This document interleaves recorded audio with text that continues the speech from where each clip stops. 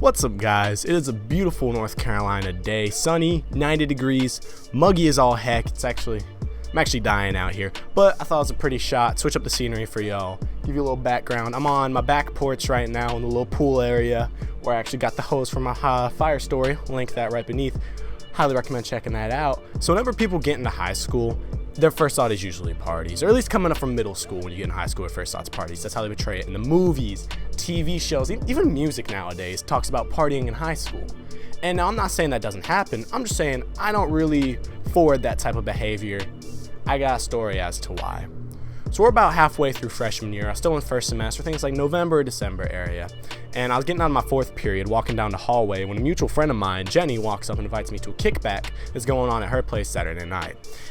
I don't know where y'all are from, but whatever terminology you use, a kickback is basically like a small get-together. It's a step beneath a party. Less people, but still music, games, drinks, festivities, normal stuff you'd have at a party. But it usually tops out at about 20 people, and that's a pretty big kickback. So Saturday night comes along, and I hitch a ride with my boy Jacob to head over to that place. It's around 6:30. We're showing up a little bit early. Pull up, no one's really there except her and some friends, and they're setting the place up. Walk in, first red flag pops up. There is a lot of alcohol for this to be a kickback. And I'm not saying I'm against, social drinking with your friends. I'm saying there was a lot of alcohol. They had a line of Jello shots being made. Just think about that for a second. Kickback. But whatever, I ignore the red flag, I don't even drink, and I move on and start talking to Jenny. So we're talking to Jenny, she's like, yo, we have a bunch of alcohol, but we don't really have any drinks. Would you and Jacob mind running to Food Line to pick up some stuff for us? So I was like, sure, we'll head over to Food Line, let's get some drinks.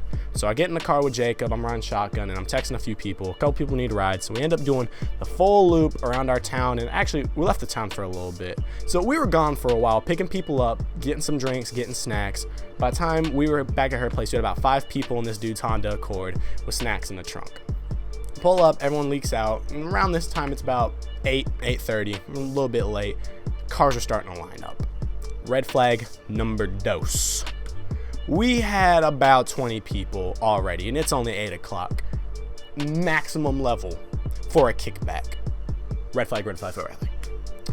So I walk back in, people already getting hyped up. They got an Xbox hooked up, they're playing like Halo or something.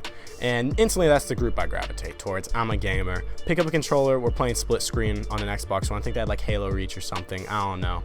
And we were partying up pretty hard. And that was really fun. So chill with them for a little bit, and slowly more people are starting to leak in. And around 9 o'clock, this is a full-blown party. We had maybe 35, 40 people in this girl's like 1,000 square foot house. No clue where her parents are. Whatever. So instantly, as I'm sitting there playing Halo, I start to get a nice little smell of something in the air. Y'all can imagine where I'm going with this. Someone had brought in some weed to this party. It's not a party without weed, I guess. I don't smoke. I don't care. Whatever. That was my third red flag. Did I choose to leave? No. Not the smartest guy on earth. Not gonna lie to y'all. So I get a little bit bored playing Xbox. Around 10 o'clock, I step outside, and in this girl's backyard, they had a little fire pit going and a bunch of people sitting around there. And y'all know my experience with fire is not too good, but when other people are controlling it, I'm all for fire. Love fire. So I sit down with them, and I realize this is a bunch of people passing around a blunt circle, just kind of grunting every now and again. There's even the dude with a guitar playing, not even sure what he was playing, but let's just say he's playing Wonderwall. We'll go with stereotypes. So puff, pass gets to me. I just pass it. I don't smoke. I'm lame. I know. Judge me, whatever. And I'm chilling with them for a little bit, talking with this dude about playing guitar. Get up, walk off, and it's around 11 o'clock now. I'm a little bit tired. Already not really feeling the vibe. I'm ready to go. And so I walk back into the main room. I'm looking for my boy Jacob.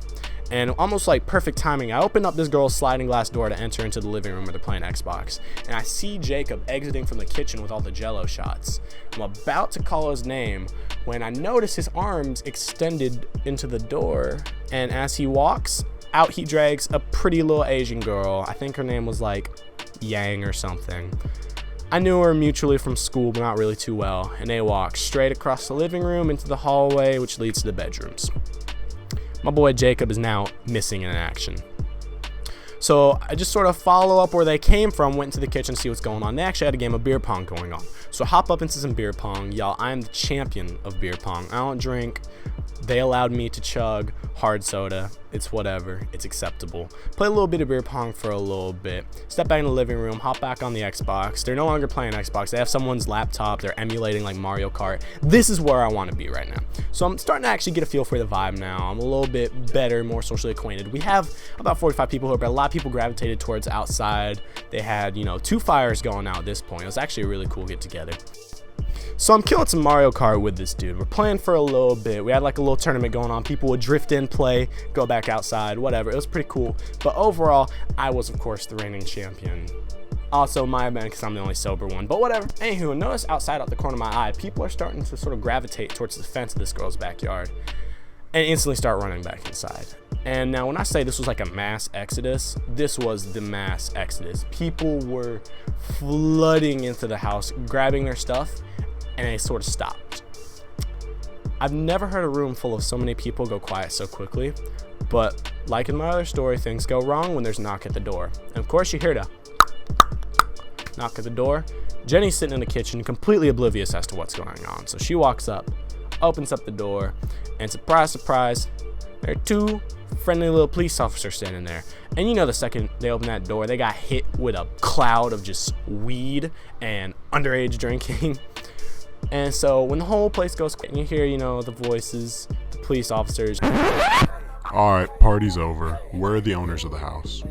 Never in my life have I seen mayhem on this level.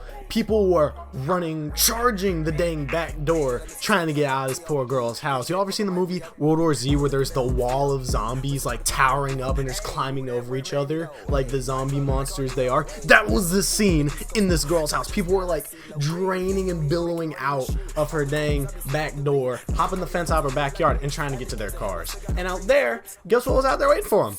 A police officer trying to stop all these kids from driving drunk. So he's out there legit like tackling kids out of their cars. He had the squad car parked in the driveway so they couldn't leave even if they got in there anyway. And this dude was forcing everybody to call their parents. I've never seen such good crowd control in my life. This dude, it was obviously not his first rodeo. He had people like sitting there too drunk to understand what's going on. On the other side of the spectrum, you got people sitting there crying because they about to get their ass beat by their mamas. And I'm still inside. I wasn't even trying to get out. I end up walking into the kitchen, I sit down with Jenny, make sure everything's all right. The cops are talking to her. They're trying to get in contact with their parents. They make sure I'm not drunk, check me out. They pretty much said I should call my parents and get out of here. I got out. I ain't calling my parents. And yeah, I got out scot-free. Off the cocaine, I be sleep off the lean. Donkey Kong, your pussy hit it like me. At the gates of hell, I still got them pre. Oops, what a smell. Sauce, ayy, what I want. Porsche, ayy, running man. Ayy, throwing money. Running mouse, I'm smoking on cannabis. Feeling like Hannibal. Handle your face, then I damage it.